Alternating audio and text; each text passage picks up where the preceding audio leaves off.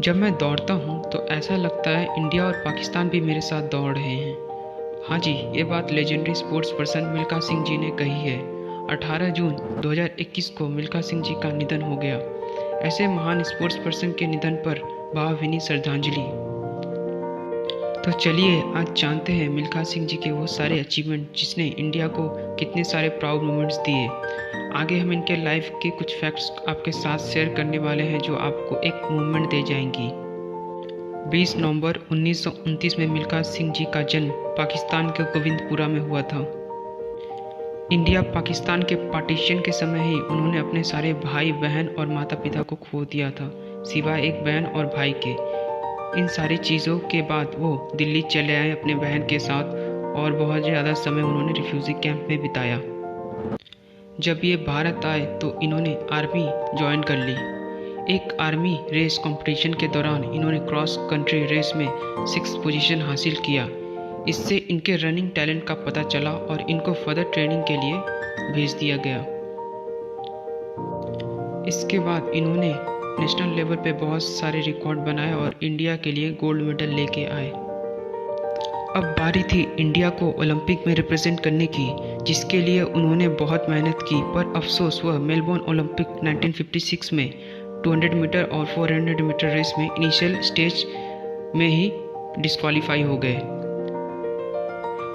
लेकिन उसके बाद गोल्ड मेडलिस्ट रहे चार्ल्स जेंकिंस ने उनको गाइड किया और टिप्स दी, जिसके बदौलत उन्होंने 1958 एशियन गेम्स में 200 मीटर और 400 मीटर ट्रैक में इंडिया को गोल्ड मेडल दिया, जो कि भारत के लिए बहुत ही गर्व की बात थी। जैसे हम मिल्खा सिंह को फ्लाइंग सिख के नाम से भी जानते हैं, पर ऐसा क्यों? तो हुआ ऐसा था कि 1958 टोक्यो गेम्स में उन्होंने एशियाज फास्टेस्ट रनर अब्दुल खालिक का रिकॉर्ड तोड़ दिया, जो कि 21.7 सेकेंड था। इन्होंने इस रेस को 21.6 सेकेंड में करके दिखाया। इसके बाद अब्दुल खालिक और मिल्खा सिंह में गजब की तनातनी हुई। देन 1960 में मिल्खा सिंह ने लाहौर में अब्दुल खालिक को हरा दिया। इसके बाद पाकिस्तान के प्रेसिडेंट ने उन्हें फ्लाइंग सिख का नाम दिया। मिल्खा सिंह ने 1958 कॉमनवेल्थ गेम्स 400 मीटर में गोल्ड मेडल अचीव किया और इस रेस को 46.6 सेकेंड में पूरा करके रिकॉर्ड बना दिया, जो कि अगले 56 साल तक बरकरार रहा। दूसरी ओलंपिक में फिर वो इंडिया के लिए कोई मेडल तो ना ला सके, पर एक रिकॉर्ड जरूर बना दिया जो कि अगले 40 साल तक नहीं टूटा। इस ओलंपिक में उनसे एक गलती हो गई थी जिसको उन्होंने मरते दम तक नहीं भूला।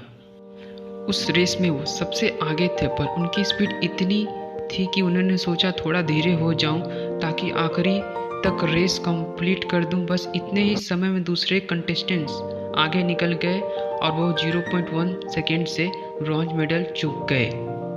मिल्खा सिंह जी ने टोटल 80 रेस में पार्टिसिपेट किया था, जिसमें से उन्होंने 77 मेडल जीते।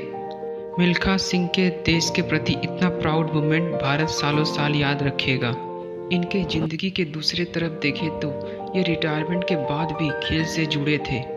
इनकी बायोपिक भाग मिल्खा भाग मूवी 2013 में रिलीज़ हुई थी, जिसका मूवी राइट्स इन्होंने सिर्फ ₹1 में बेचा था और शर्त रखा था कि अगर इससे प्रॉफिट होता है तो इसका 10 to 50% मनी उनके ट्रस्टी को जाएगा।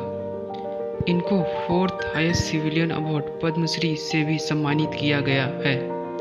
उनकी जीते जी विश थी कि काश कोई इंडिया के लिए ओलंपिक में गोल्ड मेडल ला सके, बट अभी तक ऐसा नहीं हुआ और हम होप करते हैं कि आगे जाके कोई यंगस्टर इस विश को देश के लिए गोल्ड मेडल लाके इनकी विश को ज़रूर पूरा करेगा।